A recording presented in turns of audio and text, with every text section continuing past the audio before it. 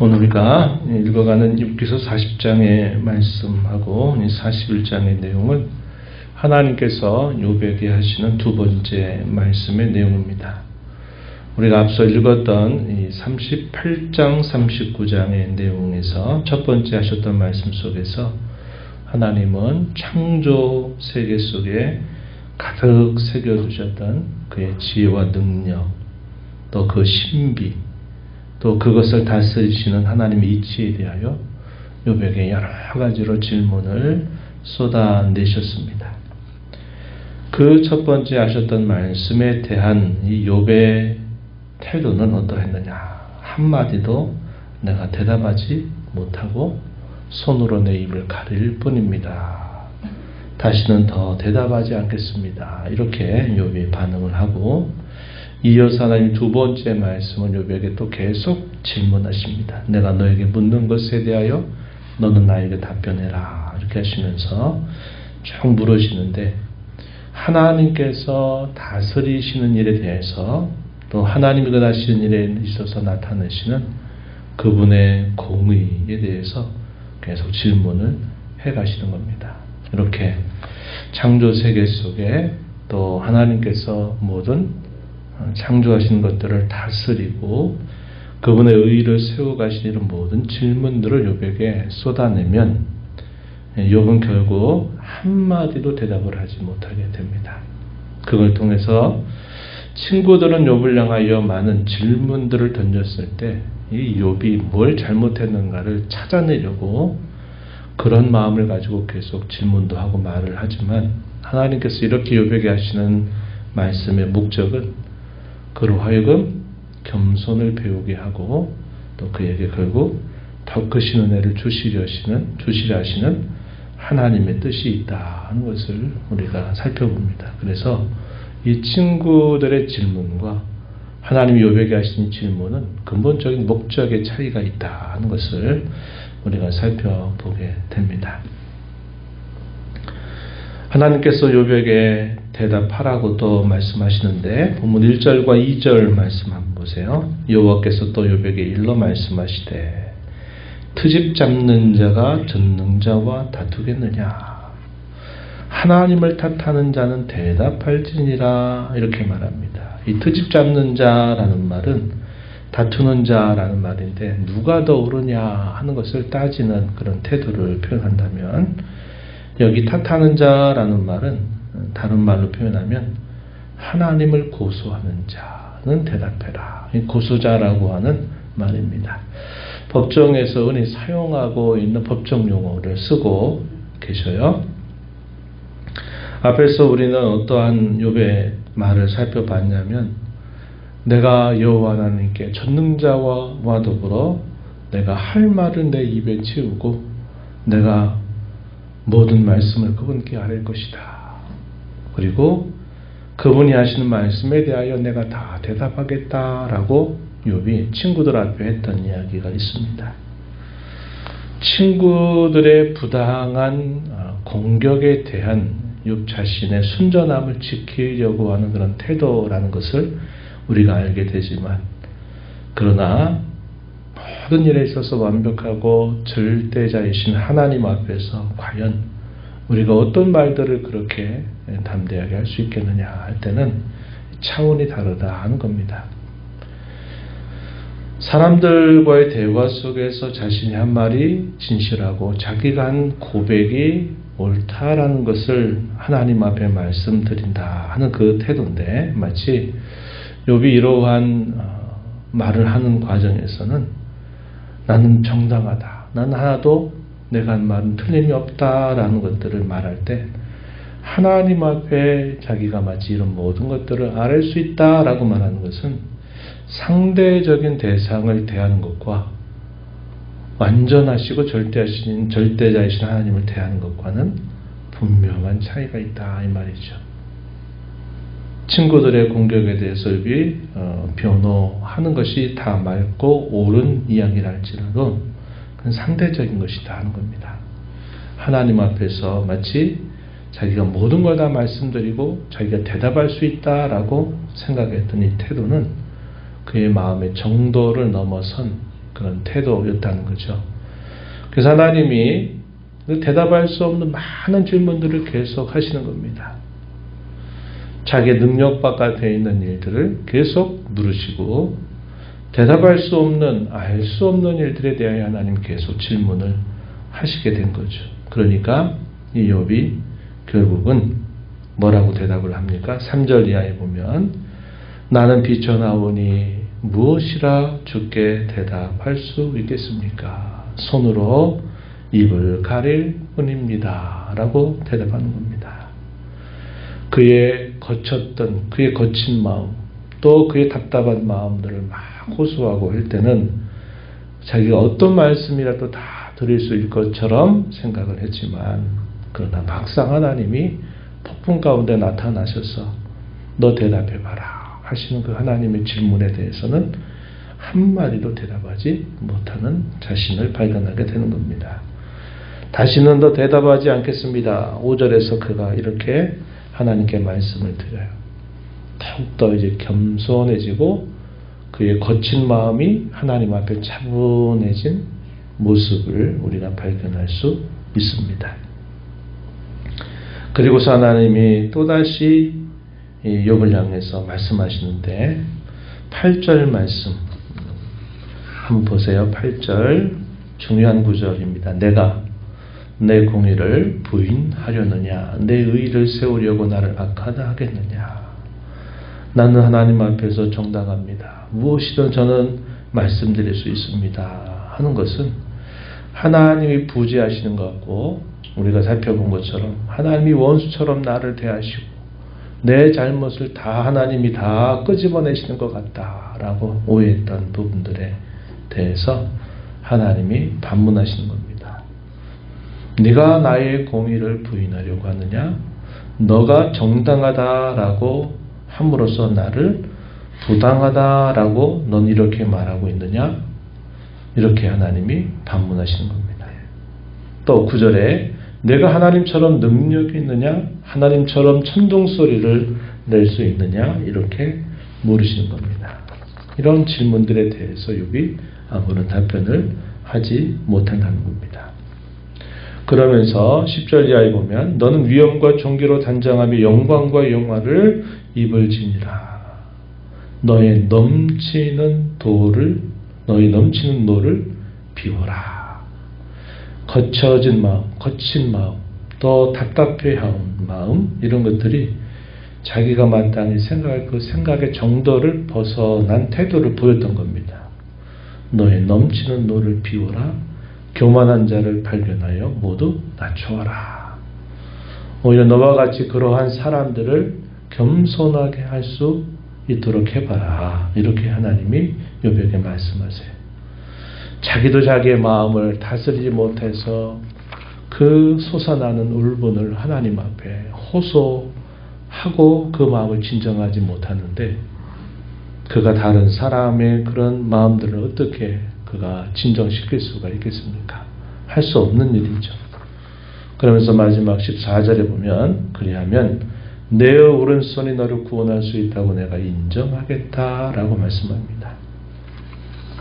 그래서 욥이 여태까지 보였던 태도는 그렇게 하지 못했던 것이고 여전히 다른 사람을 그렇게 할 수 없다 하는 것을 그는 분명히 경험을 통해서 알았죠. 자신은 그렇게 할 수 없는 존재라는 것을 하나님이 다시 한번 그를 깨우치고 계시다 하는 사실입니다. 내가 의의를 시행할 수 있느냐? 교만한 자를 낮추고 내가 그렇게 할 수 있느냐? 할 수 없는 일이다 라고 하나님이 말씀하고 계신 것입니다. 그런 다음에 하나님이 이제 또 다른 질문을 쭉 해가시는데 15절부터 마지막 24절까지 내용은 베헤못이라고 하는 하나님이 창조하신 피조물에 대해서 쭉 묘사를 하시는 겁니다. 베헤못 1번 밑에 내려가면 뭐라고 써 있습니까? 하마로 볼 수 있다. 이 베헤못이라고 하는 건 우리에게 생소하니까 여러분들이 하마를 한번 생각해 보시면서 한번 이 말씀을 보면 이해가 될 겁니다. 이 하마의 경우는 우리가 아는 바와 같이 대단히 단단하게 그리고 아주 강력하게 창조된 피조물입니다. 허리나 배, 꼬리 치는 거, 넓적다리 힘줄, 그 뼈와 뼈대 대단히 강력하다는 것을 우리가 알죠. 그것에 대해 하나님이 하나하나 묘사를 하시는 겁니다.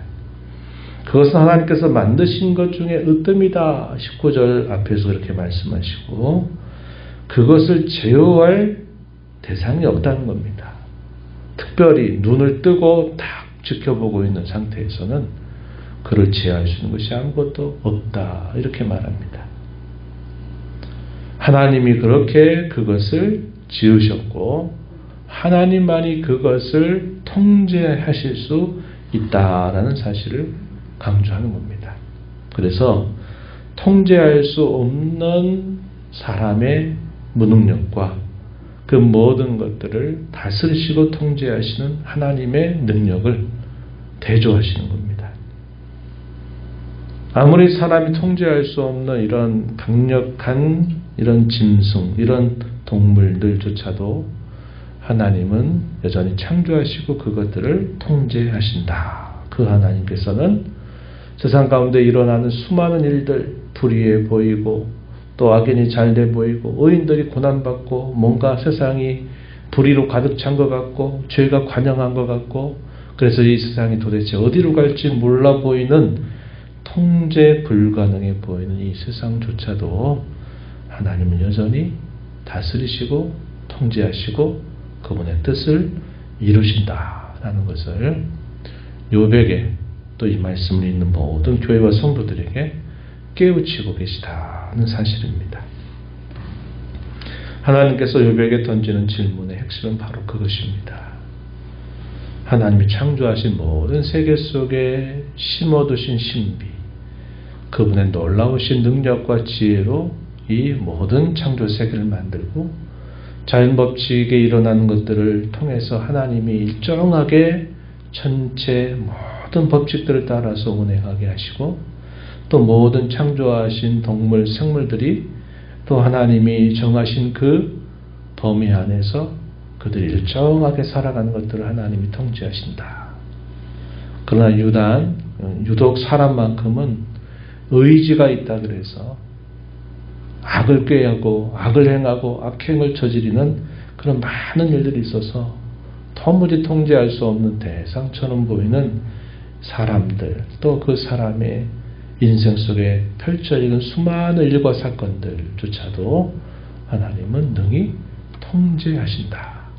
하나님은 여전히 차원적으로 다르게 역사하신다는 겁니다. 악을 수단으로 사용하셔서 그것을 선으로 만드시기도 하시고 사탄의 온갖 시험과 유혹조차도 하나님 그것을 수단으로 사용하셔서 여전히 하나님의 뜻을 이루게 하시는 그런 수단으로 하나님의 뜻을 이루어 가신다는 것들을 하나님 보이고 계시다는 겁니다. 그래서 그런 하나님 앞에서 잠시 잠깐 보이는 현상 속에 있는 것들 때문에 하나님이 계시냐, 하나님이 방관하시냐, 하나님이 침묵하시는 거 아니냐, 하나님 앞에 의로 산다고 하는 게 무슨 도움이 되느냐 하는 식의 온갖 그런 모든 것들을 하나님은 이 모든 것들을 여전히 다스리시고 하시는 분이기 때문에 그러한 합당치 못한 여러 질문이나 태도를 통해서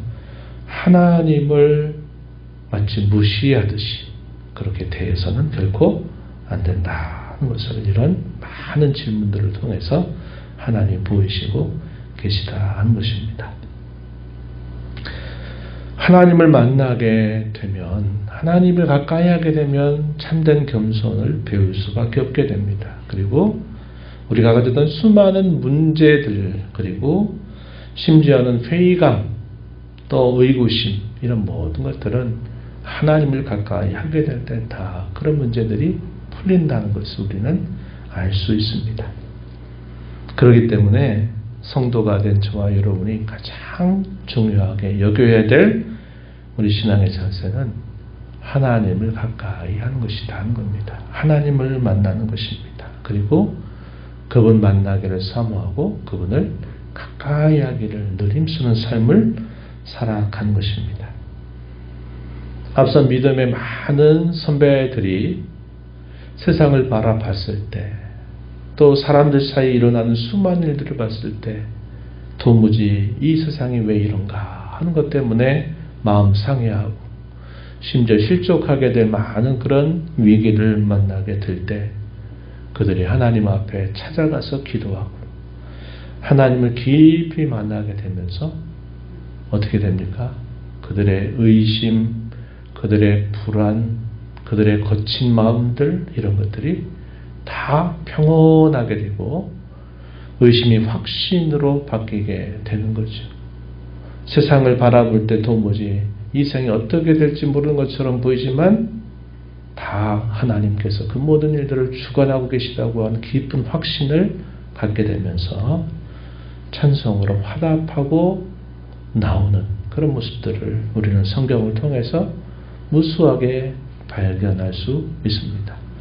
오늘 우리도 마찬가지입니다. 우리도 우리의 삶의 깊은 문제들 앞에 둘러싸이고 때로 우리 신앙에 대한 많은 회의감과 의심, 심지어는 실족하게 될 많은 일들을 만나게 될 때 우리는 세상의 다른 어떤 것들을 통해서 찾으려고 한다면 그 답을 찾지 못할 것이지만 이 모든 일들을 창조하시고 주관하시고 그분의 뜻을 세워가시는 하나님 앞에 나아가게 된다면 우리는 모든 것들을 결국 평온한 마음으로 우리의 심령이 바뀌게 될 것이고 확신을 얻게 될 것이고 감사하고 찬양할 수 있는 자로 바뀌게 된다고 하는 겁니다. 이것은 모든 교회와 성도들의 공통적인 체험이요 경험이 되고 있고 오늘 저와 여러분도 이런 체험을 통하여서 하나님을 깊이 만남의 복을 우리가 누리며 살아야 된다 하는 것이죠. 우리는 하나님을 향하여 그분의 선하심, 그분의 지혜와 능력을 깊이 신뢰하면서 우리가 이 땅을 살아가는 어떤 상황들 속에서도 우리는 하나님을 섬기는 것을 늘 최선을 다하고 그런 자세로 하루하루를 살아가야 하겠습니다. 하나님 아버지 감사합니다. 이 새벽 시간에도 저희들에게 생명과 호흡을 주시고 저희들을 깨워주셔서 오늘도 아버지 앞에 저희 걸음을 인도하시며 찬양드리며 주께서 주시는 말씀을 또다시 읽으며 교훈받게 하심을 감사합니다. 세상을 바라볼 때마다 불의가 가득 차고 죄악이 관영하고 의롭게 살고자 하는 자가 박해를 당하고 세상의 모든 무질서 가운데 있는 것처럼 보일 때가 많습니다. 욥도 자신의 고난과 그 고뇌와 고통 속에서 친구들의 많은 공격 속에서 많이 흔들리고 그 흔들림이 하나님을 향한 오해까지 나가게 되었습니다. 그런 하나님이 나타나셔서 말씀하심으로 하나님은 어떤 분이신가를 다시 한번 확신시키고 우리가 하나님 앞에 어떤 존재인가를 다시 발견케 하심으로 겸손하게 하시고 마침내 그에게 더 큰 은혜를 부어주시는 하나님의 손길을 보게 됩니다. 오늘 제가 이 땅을 살아가면서 성도된 놀라운 신분을 갖고 살아갈 때 세상을 바라보지 않게 하시고 세상 속에 허우적거리지 않게 하시고 이 모든 일들을 창조하시고 주관하시며 이 모든 일들을 잠잠케 하시는 하나님 앞에 늘 서기를 사모하고 기뻐하는 저희가 되게 하시고 특별히 어려운 일을 당할 때마다 하나님을 더 가까이 하기를 힘써 살아가는 저희의 삶이 되어서 앞서 믿음의 선배들이 고백했던 하나님을 만나는 것이 진정한 복이다. 하나님을 가까이 함이 진정한 복이다라고 하나님 앞에 감사하고 찬양했던 것처럼 오늘 저희들도 그러한 화답을 통하여 하나님을 기쁘시게 해드리는 삶이 되도록 도와주시옵소서. 너네 보좌 앞에 나와서 아버지 은혜를 구하는 모든 심령들의 간구를 귀 기울여 주시고 응답해 주시길 바라며 예수님 이름으로 기도하옵나이다. 아멘.